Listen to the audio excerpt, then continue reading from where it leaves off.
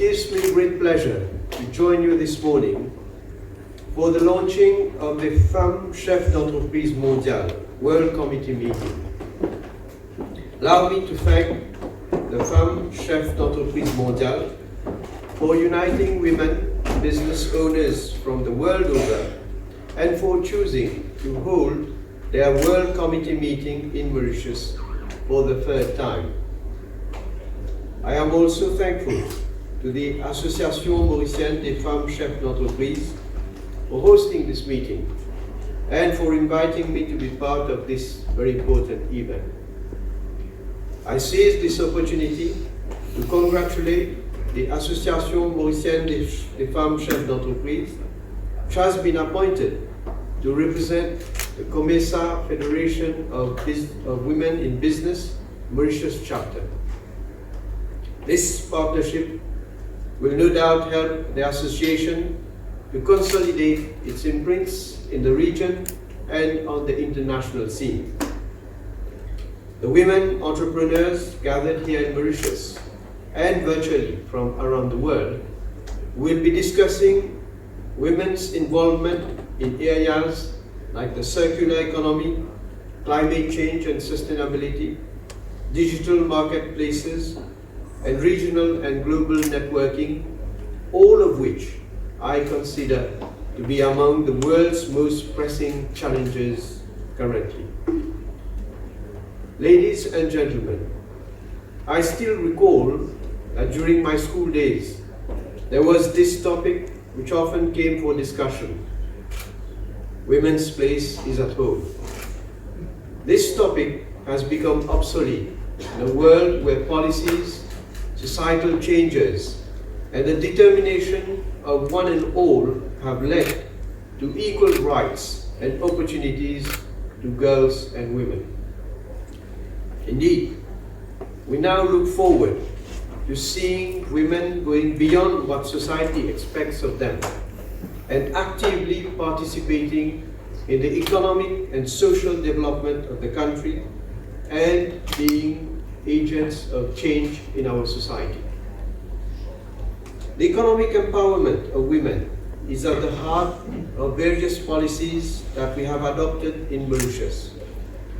Our government program of 2020-2024 paved the way for a society where gender equality is adhered to, ensuring fairness and equity among all, as well as the human and social development of women in Mauritius. Our country is fully engaged in following through commitments to attain Sustainable Development Goals 2030, including SDG 5, which aims to achieve gender equality by ending all forms of discrimination, violence, and any harmful practices against women and girls.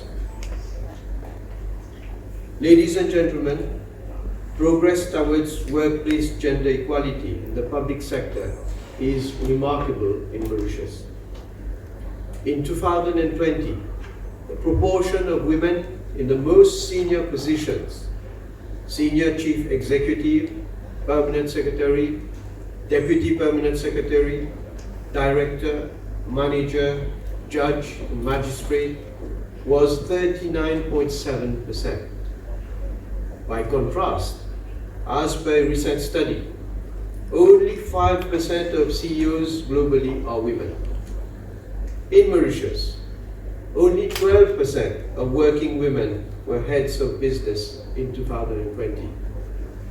There is a need to make a case for gender equality in the private sector. There were some 100,500 women in employment in small and medium enterprises in Mauritius, compared to some 229,500 men, representing 30% of labor force in small and medium enterprises. So it is my sincere wish that the percentage of women in CEO positions and the percentage of women-owned and managed enterprises increase in the near future. We have always stood shoulder to shoulder with the business community in times of difficulty. Our people and our economy were severely affected when we were first hit by the COVID-19 pandemic. Various businesses, especially SMEs, had to face very harsh times, with those of the tourism sector almost coming to a halt. We came up with several measures to support livelihoods and relieve the financial burden of enterprises, of course, as much as we could. We gave special attention to women as they face more hurdles to access finance to their businesses.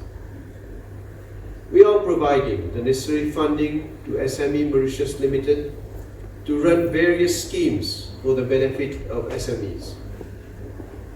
These support schemes relate to internal capability development, acquisition of new technologies and innovation, market access and competitiveness, as well as networking.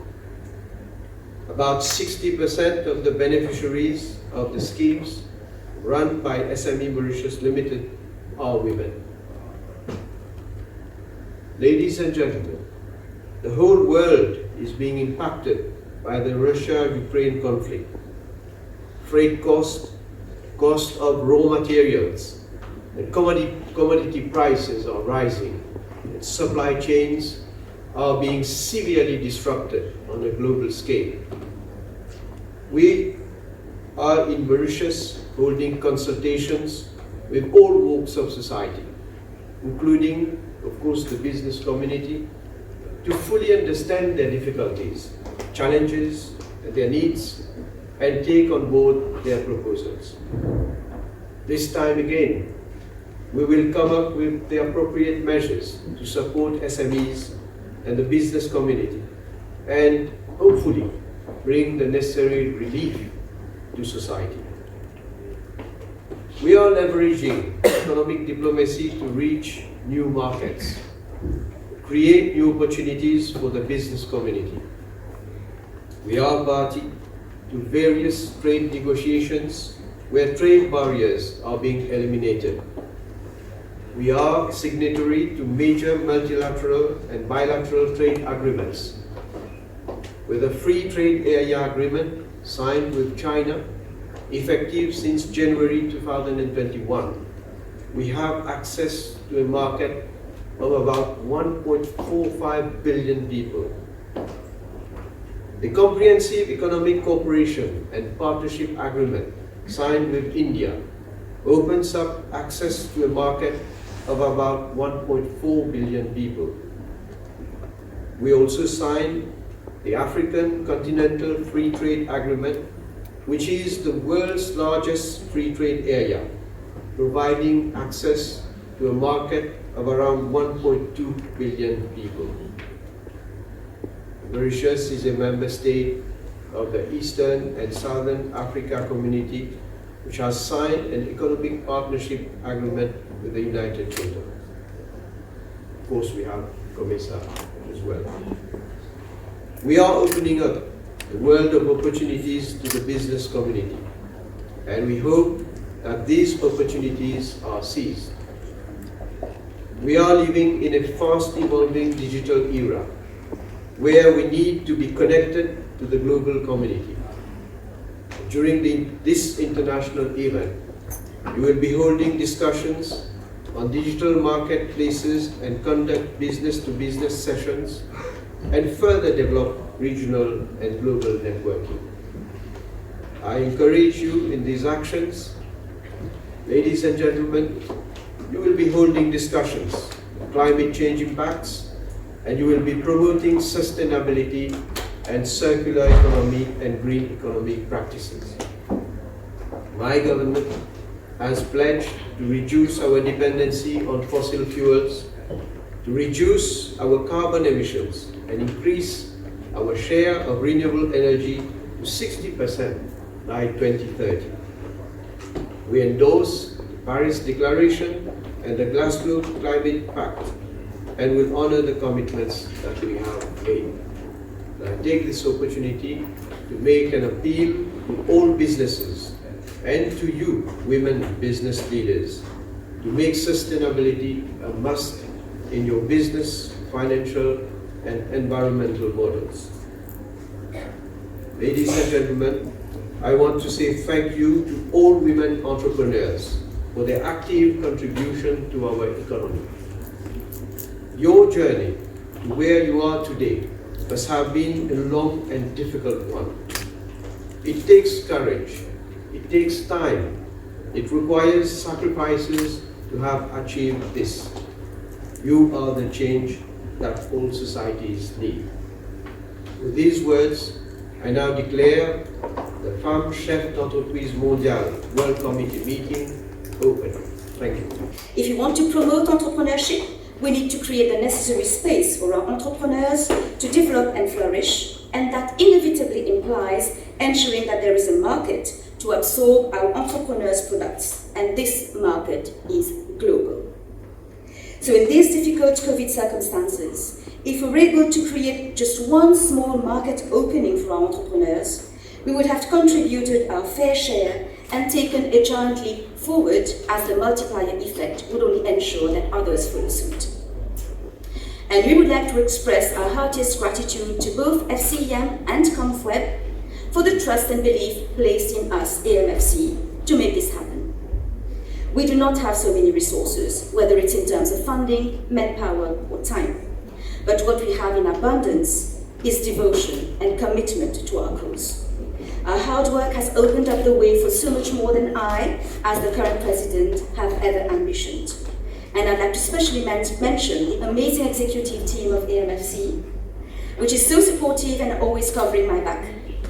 The past presidents for always being there for advice and clarity of perspective, but especially the AMFC members who believe in this executive team and are always present to collaborate and celebrate with us. Thank you all.